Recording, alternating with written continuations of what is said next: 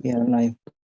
أعوذ بالله من الشيطان الرجيم بسم الله الرحمن الرحيم الحمد لله رب العالمين والصلاة والسلام على رسولنا محمد وعلى آله وصحبه أجمعين.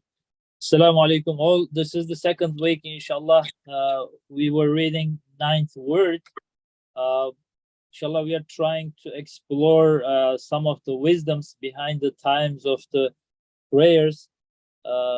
As we all know, prayers are the pillar of religion.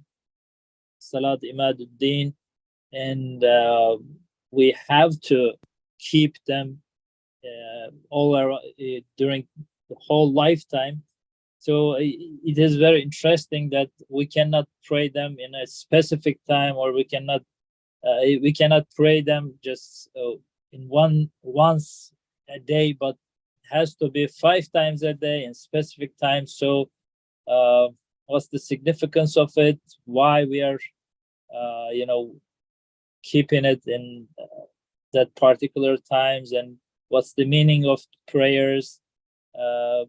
In many parts of the Risale, we are trying to explore this very fundamental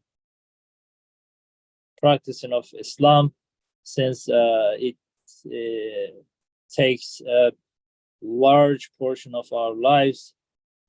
Inshallah, this week we have Najat Abi. He's visiting us currently in upstate New York, and also we have Nazif Abi from New Jersey again this week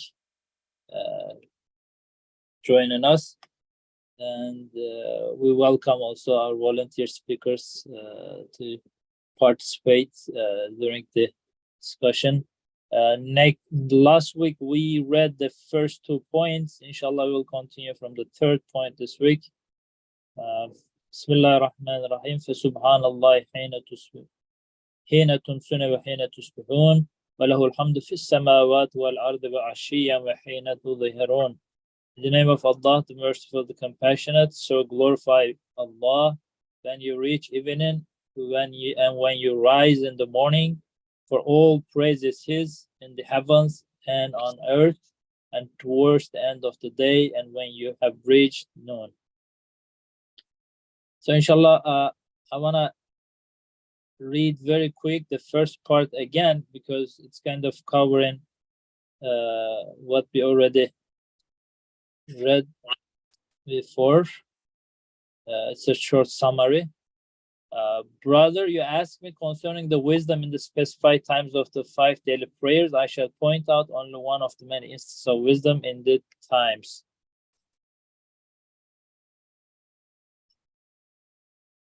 Okay.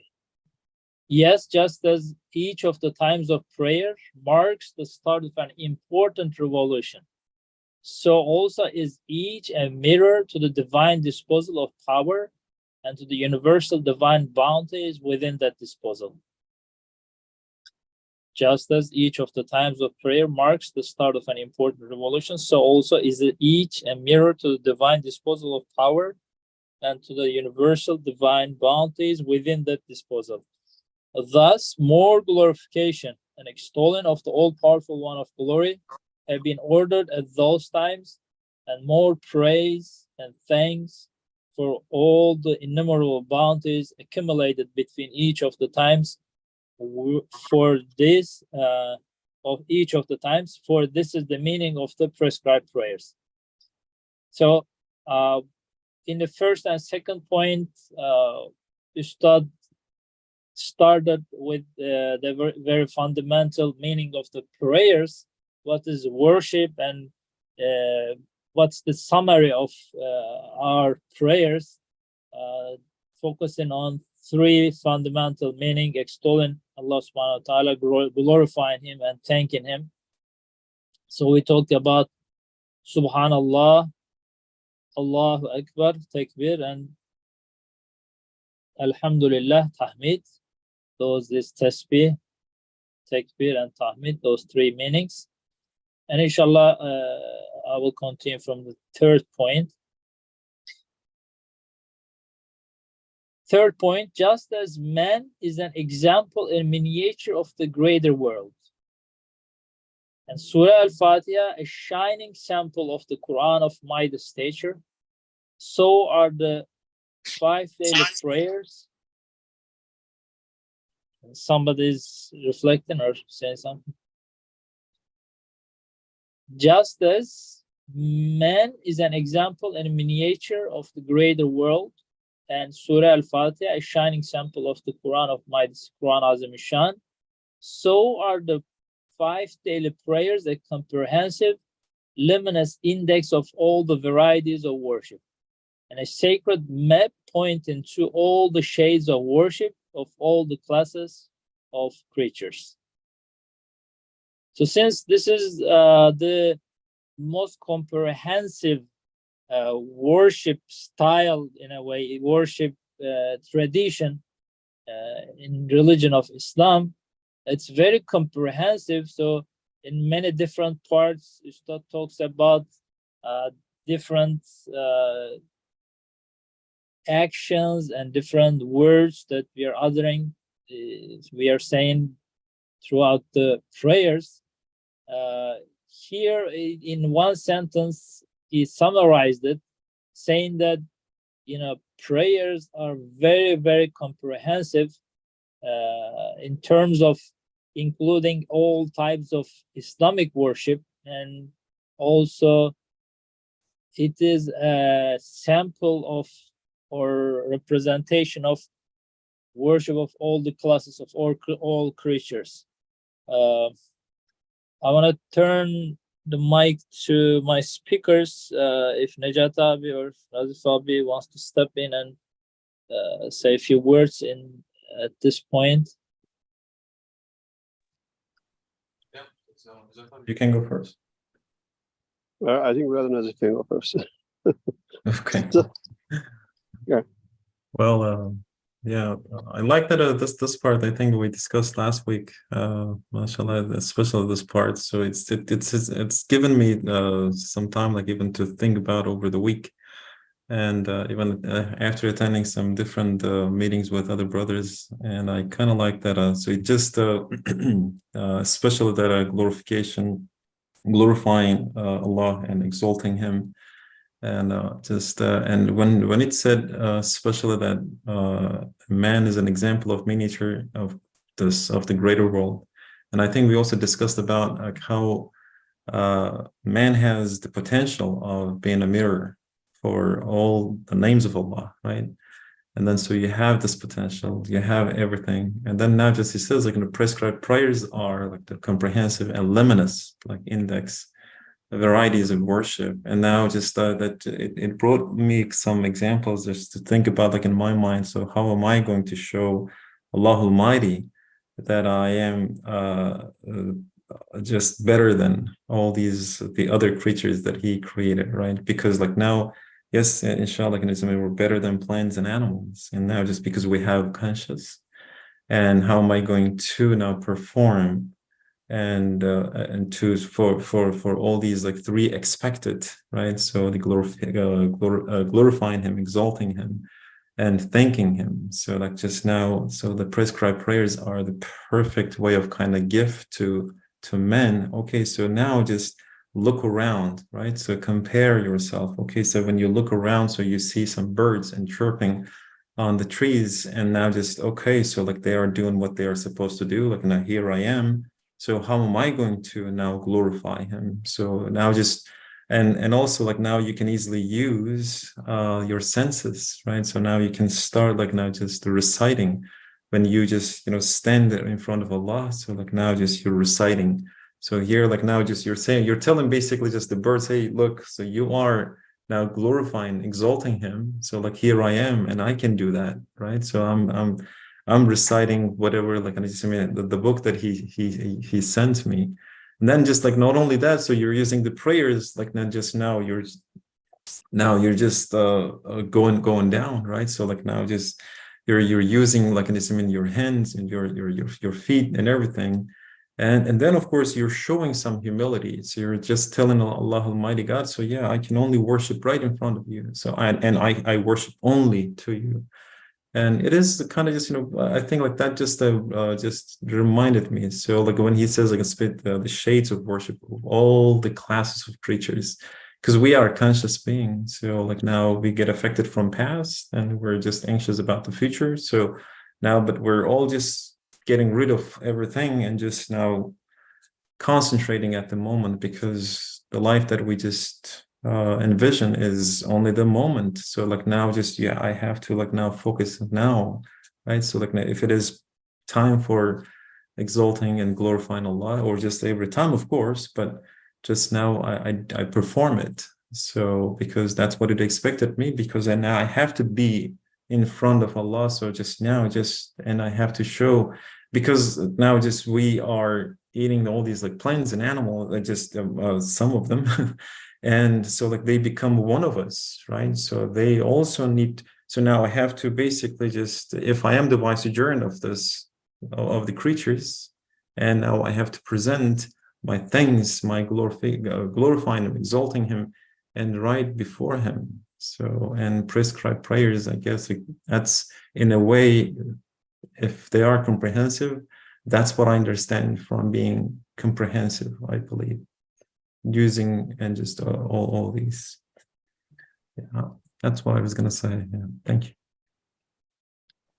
So last week we were talking about this being the Khalifa on the earth and representing all of their exaltation, glorifying and thanking Allah subhanahu wa ta'ala. So this is what the whole universe is doing, and this is our fundamental duty, right? And so the best way, the most comprehensive way of offering these meanings to Allah subhanahu wa ta'ala is the Salat, right? So why is that included here, or start saying, giving the example of Surah Fatiha and human being being a miniature sample of the whole universe? Is it kind of strengthening that meaning? So the human being is kind of the only one who can do that. So it's kind of represented in the Salat. I guess, yeah. So I think like when I start use these examples and everything, I think they're all just have some sort of kind of meaning. So now that you reminded, just like when just Surah Al-Fatiha, so it's within that actually. So you're showing humility and you're asking forgiveness. You're asking like his help, right? So because we have this evil commanding soul, and you have the capacity, potential to be the best and to be the worst of the creatures, and you know that your potential, and you're asking you're asking help, right? So you're just saying that, hey, oh Allah, so please guide me through, and I know just you gave me this evil commanding soul, but I don't want to go that way, and I want to go your way. So I guess like within an example, it's just almost kind of just nice kind of present. You open it up, so that's like the way that I see, like especially this little kind of passage. Yeah, like the human being is a miniature of the greater world, and the Surah Al-Fatiha, like in a shining, just within the Fatiha. So this is what I see. This is what I see. So, but it's a perfect, like in the way that, why is it comprehensive? Yes, like you just said. So we have that potential, and we fear from the future. Yeah, just we maybe just a regret from the past and everything. So but then now just I want to concentrate. So I want to use my potential, use these abilities. I'm a conscious being, and I can talk, I can think, I can so read and recite and this and that. So like now, how can I do? A human being is comprehensive. So then the prescribed prayers must be also kind of comprehensive in a way that if we use everything in a right way, maybe just properly. Yeah. So for example, let's say I'm talking about a personal issue to somebody. It could be, in any ways that I would like it to be, let's say. But if I'm representing a group of people, right, my company, or I don't know, my nation, right, I'm overcautious. I'm very, to the point, trying to represent it in the best way. So now, yes, this is my salat, but in a way, when I say the takbir and stand in the presence of Allah subhanahu wa ta'ala, I'm representing all the creatures. So Exactly. I should know, right, what I am doing, first of all. Of course. So first, I'm given that ability. It's not like, oh, okay, who cares? I will just, this is between me and God, but I'm representing something, and I have given the ability to be the envoy, right? And so, and what do I have? First of all, then I need to know myself, right? My attributes or divine attributes manifested on me, or right? So the ability to understand or relate or study the universe. So all of these things are given to men for the wisdom, for a purpose. So what kind of miniature sample is the human being? How I am related to the whole universe? In what ways? I have to be aware of this in many ways. And then it is very interesting. We recite Surah Al-Fatiha in every rakat, right? In every set of the prayer. So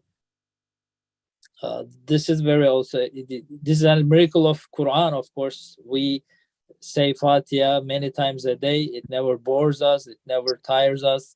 On the contrary, it gives us an extra pleasure, each time we recite Fatiha. So what's the significance of it? How it relates to our soul, how it relates to the universe, how it is, summing up the whole Quran. Maybe we also need to study this. And then, of course, these are all strengthening this meaning of Salat. What is the Salat? So he talked about being an index to all varieties of worship. I'm not sure if we talked it last week here or in some other groups. So it is kind of representing fasting, zakat, and shahada, including all these, fundamental varieties of worship in it, right? I'm kind of facing Kaaba in one way, which is like a small sample of Hajj. And we can't, of course, eat, drink, or do any trivia things. It's kind of a fasting. And I'm given the zakat of my time, my energy, my body, right? So, and of course, shahada is included in the salat. And also, he's talking about being the sample of all the varieties of worship of all the classes of creatures. This is also a very interesting concept that was worth, thinking, pondering upon, thinking on. Any reflections on this, Nejat Abi, or I don't know, Nazif Abi, if you want to add something else? It was a short part, but I don't know, it reminded me a lot. I'm just trying to get your help in this, inshallah.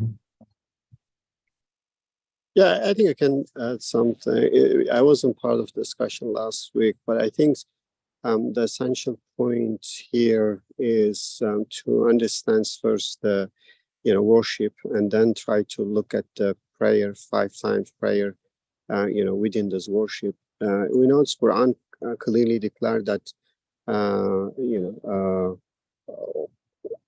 the creation of human and jinn is for nothing but for ibadah.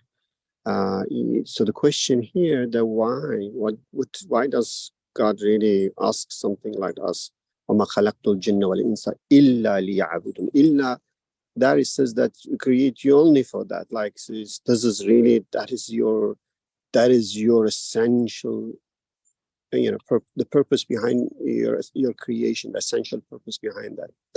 Recently, I had a friend who's well educated and is kind of agnostic, and he said, "Look, what does God really want from us? Why, if I just go and actually look at the creation and appreciate them, isn't that sufficient? Why you want us to really go and do worship in particular way, in particular time? And I think I found this really very interesting question, in a sense, to really know what is the worship, because it seems like we basically understand worship as a kind of certain ritual, like an exam question that you have to do, mark it to pass that. But when I remember in other places when Nursi put it, he put it in a very interesting way. He said that, Allah created the universe like a masjid kabir, and then makes human to be abd sajid in this masjid. Means that the way that the universe is created and the way that human is created, it doesn't say it's actually a believer, it says human. Is basically the human cannot help themselves but just worship. So worshiping, it seems like it's something that everyone has to do it, will do that. And because then in this case, we need to look at what is worship and why the universe created in a way that anyone who enter it with the mind will worship it. So I think that when we really look at it with the way that Nursi described it, worship is really it's not something that you give it to Allah. It's something that you realize through your senses, your mind. So you enter these places, you look at the creation, you look at their perfection, their beauty, the benefit, and they are truly amazing. So when you see this amazement, and when you enjoy from, let's say, the food and fruits and all other things that you receive, you really are thankful. You're very happy because of that. Your happiness, your joy, your appreciation is a worship. So, but now the question is whether you actually see this is coming from nature and you become nature lover and you direct your appreciation to nature, or whether you direct to God, that's something else. So the essential part is that basically is to get the level of, a consciousness in which that you see what is going on around and you are not indifferent to those amazing things. You recognize them, you appreciate them. So essentially, it's every human is doing that. When they go and when they see something, take a picture, it's essentially they are doing worship. When they go to a restaurant, enjoy great food and really are happy, they really express their pleasure with what is happening. The only problem here, they actually do not see the true source of it, and therefore they do not direct their appreciation and their glorification to the true source of it. So in that case, basically what the Quran is asking us to say, look, the source of everything that you are amazed with, the source of everything that you enjoy and benefit from it, is the infinite mercy and infinite power. So it can't be any way or other, and just use your mind. So in that case, it's basically saying that just direct your appreciation, direct your glorification to the source of all these things that you experience. So in this regard, when come to human being, that because that we have this consciousness that we can actually we can understand what the others do as well. So we are supposed to, in our prayer, when we, let's say, recite tahiyyat, we actually, in a way that, representing the worship of all creation and presenting to Allah through our conscious understanding. So in a way, sometimes, wherever I go, I really love to go to the, park area and, and be with the trees. And I remember once a friend of mine asked me, what is wrong with you? Everywhere you go, you just go and be with the trees. And what do you find there? I said, really, I found there that they are all making tasbih, making zikr. They are all worship to Allah. And when I see most people, when you go there, they talks about the money, they talks about the worldly things. It doesn't really give me satisfaction. It's better when you go, in nature and you see all creation, you see how they are actually worshiping and you become part of them. You make a tasbih along with them. So I think that's what's an understand here in the sense that it gives a higher level to human and a duty to human to say that, look, you have a mind, you have consciousness, just look around and see what is going on. And once you see that, then it's, you don't Yeah, I don't want to use word nature. I say the fitree is something innate for you to express your appreciation. If, let's say, I'm a really needy person, I see someone send me a check of $1 billion, no one has to force me to say be thankful. I will say thank you in every way. If I'm really need of this money and someone send me such check, I will find every way to say thank you. So in that case, basically, worship, in my understanding, is the state of recognition and realization in terms of the amazing works of Allah and extremely valuable gift of Allah. And once you gain such realization, reach this, when Nursi used it, the shu'uri imani. Once you reach this level of consciousness, and I think worship is the way of expressing your feeling, is expressing your appreciation. And that's why I kind of feel that he put it here. And when he linked to in terms of the prayer, being linked to the prayer, I think you explained very well. For other creatures as well, I think there are against the interpretation that we, in a way, in our salah, take different form. When we're standing up, we're like a tree worshiping. When we go to sajda, like those animals. So in a way that there's such analogy as well. And I think he's referring in a way that we have an ability to somehow understand all creation and their appreciation in the tongue of disposition. And then we internalize this and consciously bring into our prayer and submit it to Allah during the salah. And that's make salah to be very, very unique in this regard. Thank you so much. So we should start again knowing ourselves, right? So how this appreciation of the universe is reflected on us. So this is an innate enjoyment, innate appreciation with the whole universe in a way, right? We kind of live with them. We kind of it's not an official representation. It is just a creational link, attachment, or a bound that we cannot deny in a way. It's there all the time, and it is in us. And we just sometimes, because of all distractions, we forget it, but it's always there. It is whispering us constantly, and it should be, reflected outside there with the prayers in a way. I think, again, I really came to the realization that everyone is worshiping. There is no single human.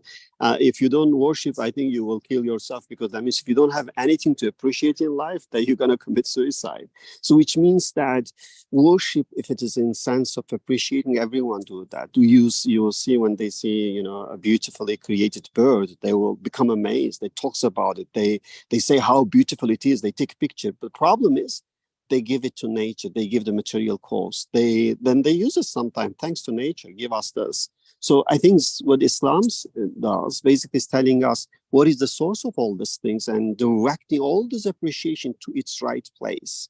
I think that is what the true meaning of worship is. Maybe that's why we start with Subhanallah, right? Glorifying Him. So extolling Him actually from all mistakes, all shortcomings, so anything out there which is itself not capable, incapable, and not holding, and is not all powerful, all knowing, and who can keep all these things, who can sustain all these things, cannot be really the agent. So that's why maybe yeah, I think that's very similar to like La ilaha, part of Kalimat Tawheed. So La ilaha comes first, then illallah. So to me, Subhanallah is kind of La ilaha, in a way that they can't really be the source. They can't really be ilah. So first recognize this, then you say illallah. So that's Allahu Alam. That might be one wisdom behind that, Subhanallah coming first. Okay. Any reflection on Fatiha at this point? It is kind of maybe outside the topic, but not outside the topic, but too broad to include here. But maybe if you want, anybody wants to say a few words, we can, inshallah, come with some Fatiha. Yeah, Brother Nazif can say something on that. I don't want to dominate the talk. No, please go ahead. Yeah. So, No, go ahead. yeah. I think I was just gonna say, just only it reminded me just especially that just Surah Al-Fatiha. So it's like how it's very concise and brief, and so it reminded me just to place another one in 29th word when he was explaining some different parts, and he says that so if I can just read it. So like, since all glorious creator has created man as a comprehensive mirror for universal worship and with an exalted nature. So the thing is just, this is the part that just comes to my mind every time, like I'm thinking about just Allah Almighty. So, and again, like Ustad, so Bediuzzaman, so he also emphasizes again and again in different parts, like how Allah Almighty created men as a comprehensive mirror. So that this part, like being comprehensive, being a mirror, and for universal worship, like just Najarabi. So he explained like just eloquently. So I kind of like it, just finding the source, and even our simple kind of just just actions in life that we do every day, maybe just without even realizing it, every single human being. So just in a way that we are just going, so we're showing our amazement, right? Because the thing, so it is like our maybe innate kind of potential that it is given, it is right there. So for us is to solve that little, maybe just that equation. So, oh, here it is. So like find the link, find the relationship. And it is like, it doesn't have to be very, maybe just in a sense that just it depends, of course. I mean, it depends our ability. Like again, like in different parts, he explains even the 29th word and just 10th word and everything, to the degree of your maybe understanding, to the degree of your belief. So, and that means like just in some kind of case, like, and it could be just very brief. And so it doesn't have to be, it doesn't apply, so, or it doesn't have to happen exactly the same way at every single human being. So when he uses that sort of Fatiha as a shining sample, so even in a simple kind of, in a maybe brief, or in a just a shining sample, you can find it, and or you can maybe just find help, like even Surah Fatiha. So yeah, asking again, like, and it's, I mean, said that from Allah. So just find that link, right? As soon as like you, just like you guys said, like la ilaha illallah, subhanallah. So if you can show your amazement in a true way, right? If you canalize, and if you just somehow address to the true provider, if you find that true provider, and show your humility as well. And like Brother Baikasa, he said, like, you just to try to be that presenter or representative of all the creatures, right? So to show that you are the vicegerent, and ask help, right? So like, okay, just, oh Allah, please guide me to the right direction, right? So I don't want to be one of those misguided. So that means like you are realizing, as Najat Abi said, right? So like you realize, you find that you just go click, you find that like a relationship, and then at the same time find the true provider, and basically just just to turn yourself to him, inshallah. So that even that's a sample of Quran should be even suffice to maybe just bridge that, inshallah. So these are also evidences of being Salat is the best form of worship, that we say Fatiha, which is kind of a summary of the whole Quran, and the human being is offering this Salat, which is kind of a miniature sample of the whole universe and related to all the creatures. These are all evidence or strengthening the same meaning that the Salat is the best way of worship. That's why, for example, maybe we have angels, right? offering different, actions in the form of salat. Some of them are prostrating, some of them are just bowing down, standing in the presence of Allah subhanahu wa ta'ala. It does says salat here also. He mentioned it shortly, is including all the varieties of other, the worships of all the other creatures out there. But inshallah, it's a sacred map. There's a lot to say about this, but I want to continue because I believe the whole ninth verse is explaining in a way this fact. One brief note I think is really interesting. I don't know, I recently came to this understanding. It seems like, in one place Nursi explained that Allah first created the universe with its all glory and manifest all his name. And then he actually, wrote the whole universe in the form of a book that is the Quran. So in a way that basically the meaning in the universe is in the Quran, and the Quran is the universe, and the universe is the Quran. So in a sense that basically when we enter this universe, try to derive the meaning. So when you go to the Quran and read the universe in the light of Quran, this is the highest level of understanding, because we can never get the true understanding, the meaning of the universe without the Quran.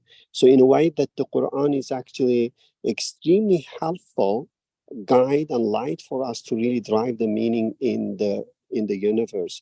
And Fatiha is basically is a concise summary in the entire Quran. And so therefore, I think here it says that it's mandatory to recite in a prayer, because against that your prayer is supposed to reflect your appreciation of the creative acts in the universe.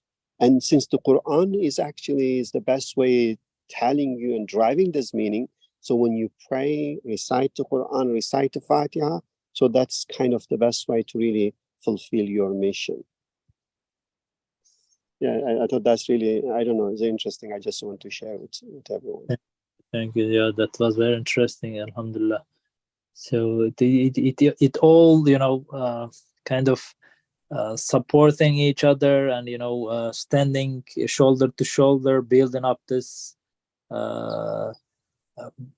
structure of meaning, purpose. So the whole wisdom and purpose of Allah subhanahu wa ta'ala is shining on the face of worship and the universe, the creation, and the words, as you said, it is the statement of that meaning, the whole Quran and Fatiha is representing this in our prayers, and man having the ability to be able to understand and give meaning to this and to be an addressee to this huge meaning, purpose of the creation of the whole universe. And they are also interlinked and connected to each other, which we will now inshallah go over in the fourth point, how this prayers at specific times connects us to the whole creation and the big revolutions in the universe, inshallah. Any reflections before, inshallah, I'm going to the fourth point? Before I'm going to the fourth point? Nothing from my side. Allah, inshallah, let me read it. Fourth point. The second hand, minute hand, hour hand, and day hand of a clock, which tells the weeks, look to one another, are examples of one another, and follow one another. Similarly, so this is very interesting example. Of course, we have this classical, the clocks that just shows us the hour and minutes. Sometimes it also shows us the second, but I saw some, antique clocks that it also shows you the week and the month, kind of it's complicated and shows you in different ways. So, but we get the concept, inshallah. Similarly, the alternations of the day and night, which are like the seconds of this world, a vast clock of Almighty Allah, and the years which tells its minutes, and the stages of man's lifespan which tell the hours, and the epochs of the world's lifespan which tell the days look to one another. So in each day, in each stage, in each time period, represented larger in the scale of the life of the universe. The alternations of day and night, which are like the seconds of this world, a vast clock of Almighty Allah, and the years which tell its minutes, and the stages of man's lifespan which tell the hours, and the epochs of the world's lifespan which tell the days look to one another, are examples of one another, resemble one another, and recall one another. The time of Fajr, the early morning, this time until sunrise, resembles and calls to mind the early spring.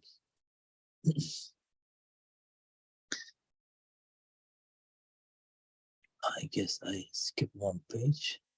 The moment of conception in the mother's womb, and the first of the 6 days of the creation of the heavens and earth, it recalls the divine acts present in them.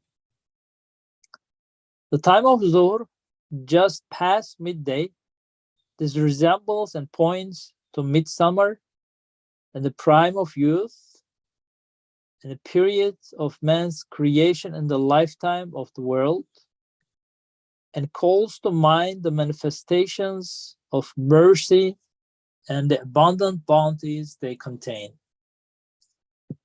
The time of afternoon, this is like autumn and old age, the time of the final prophet, والسلام, known as Asr Sadat, the year of bliss, and recalls the divine acts and favors of all merciful present in them.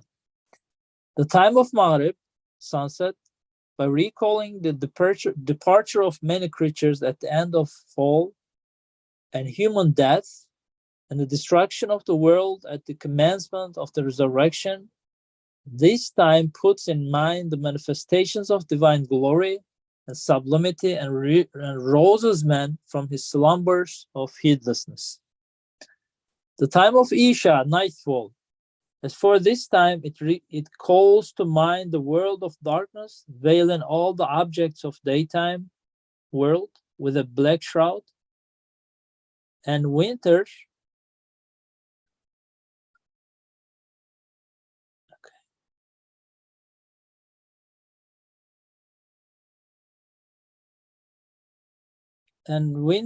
hiding the face of the dead earth with its white cerement, and even the remaining works of departed men dying and passing beneath the veil of oblivion, and this world, the arena of examination, being shut up and closed down forever. And this proclaims the awesome and mighty disposals of the all-glorious and compelling subdoer.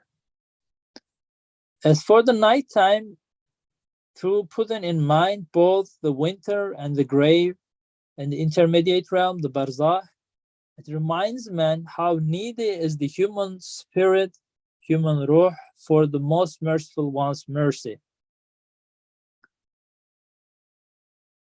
For the nighttime, through putting in mind both the winter and the grave and the intermediate realm, it reminds man how needy is the human spirit for the most merciful one's mercy.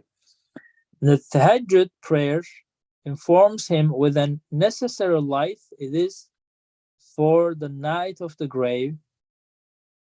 Tahajjud prayer informs him what a necessary light it is for the night of the grave and darkness of the barzakh. It warns him of this. And by recalling the infinite bounties of the true bestower, proclaims how deserving he is of praise and thanks. And the second morning calls to mind the morning of the resurrection. For sure, however reasonable and necessary and certain the morning of this night is, the morning of the resurrection and the spring following the intermediate realm are certain to the same degree. That's to say, just as each of these 5 times marks the commencement of an important revolution and recalls other great revolutions, so through the awesome daily disposal of eternal episode one's power, summit's power, each calls to mind the miracles of divine power and gifts of divine mercy of both every year and every age and every epoch. That's to say, the Salat, which are an innate duty and a basis of worship and an incontestable death, are most appropriate and fitting for these times. MashaAllah, this is a very, very beautiful connection, description of what's going on around us and how it really connects us to the whole universe. So first of all, any reflection on time, how does it make sense in our lives? Sometimes, it expands, it feels like the time doesn't pass very quick. Sometimes it flies, and then minutes bring in the hours and days and weeks. So many times we complain about it. Time just flies by, and it's hard. It's not possible to stop our time and preserve our moment. Sometimes we complain in another way, saying that the time just doesn't pass. So what's the significance of time in our lives? It's just a very interesting concept that we try to schedule everything accordingly and follow up our schedules during the day. Let me put it in this way. Maybe I can, it will be more clear. In modern world, everything is by schedule. If I'm like 5 minutes late for the business in 3 consecutive days, it's a big issue. Maybe I will just lose my job. And what I'm doing this, just to survive in this life, right? To just get whatever I need. But here, in Salat, I'm observing all these relations, and it's in a timely manner, right? The Fajr time is until the sun rises. If I miss that time, it's over. And it is it looks like a very, very big goal, a target, achievement for the human being, making all these connections and keeping your schedule up to the universe and being in harmony with the universe. It looks like a huge concept that I'm trying to understand. I just want to give the word to Nejat Abi or Nazif Abi, if anyone of you wants to step in, say a few words. Yeah, I mean, Brother Nazif can go, inshallah. Yeah, we're almost out of time, but yeah, I just want to just share a couple of minutes, like with my understanding. But every time I read this, and you just please forgive me for saying, but yes, seriously, I'm always speechless, especially this part, and especially the fourth point. And from Bediuzzaman's like in a point, like it's a great observation, and the way that I'm seeing it for every single time, and just from Baikrab, like how he just applied it to the modern life. Yes, like how seriously we have to take this, and how we need to exactly whatever we discussed until now from the second point, third point, and how we need to apply it. And the way that I see it, like every single just paragraphs and every single time that he just described for the Fajr, for the Zuhur, for the Asr, and I'm seeing it as a small kind of just, I mean, maybe a short prescription, and in a way that I'm just, the way that I'm listening, Bediuzzaman, like is okay, so we start. So, all right, I'm gonna take this prescription, and I'll do my best to apply it during those times if I can remember when I'm praying it. The reason I'm saying is because like we're forgetful, so like in a mankind, so every time, like every day, we bound to forget this stuff, and how important it is to repeat, right? So repeat it, like so repeating and repeating until you build something out of it. And even just like reading these parts and just taking them as a lesson, taking them as a direction, as a guidance, and if we can apply it to our daily life, and inshallah, so maybe we can achieve this level of maybe inshallah worshipness, like in the worshiping. So inshallah. But the way that I see it, it's great observation, and it just basically just it it matches, especially how he described it. Yeah, I just wanted to take it short. Like, yeah, thank you. Thank you, Nazif Abi. There was a short reflection in the chat part. Time being more subtle than other physical dimensions helps as an unseen connection passage to divine through worship. Thank you. Najat Abi. Yeah, very nice. Yeah. Very nice. Yeah, I think there are many, interesting point here. The first one is that when you're reading this, I think is at the beginning is reminding us that your whole life is one day, because the way the analogy work here, the way you put it, if you think about it, because Surah Al-Asr very clear that the wal asr innal insana lafi khusr, that basically says the main source of mistakes with us is our understanding of time. So in this case, is in a way, at the beginning, he's just the way he described it, is telling us that, look, you have only one day life, that's all. So, but then if you be blessed to be again the same opportunity, second day, that's a new day, that's a new opportunity. But, and in a way that even if you live one single day, the journey that you go through, the experience that you will have it, will be sufficient for you to get the whole message, because the whole, let's say, life is summarized in a single day. So in this case, what we really look at it here, he's saying that, that's you're linking to, three things: your own life, the life of the planet, in a way that the season, and the life of the universe. So in a way that basically the key part here is to remember the divine acts at those particular time, and the divine blessing. So the whole attention is basically when at the beginning when he mentions this is a revolution. So there are some amazing thing happening. Don't take it for granted. Don't see it as something ordinary. It's when you see the spring times, those millions species are being resurrected. That's an amazing revolution. Pay attention to them. When you wake up a new day, that's not something ordinary. That's something amazing that now you're going to go through that. So I think the essential part here is to really that when we take almost everything for granted that we see is just ordinary, that Nursi used the concept of ulfa, that we get used to them, then now the prayer is inviting us to remove this veil and to see everything as an extraordinary. And that's the reality of everything.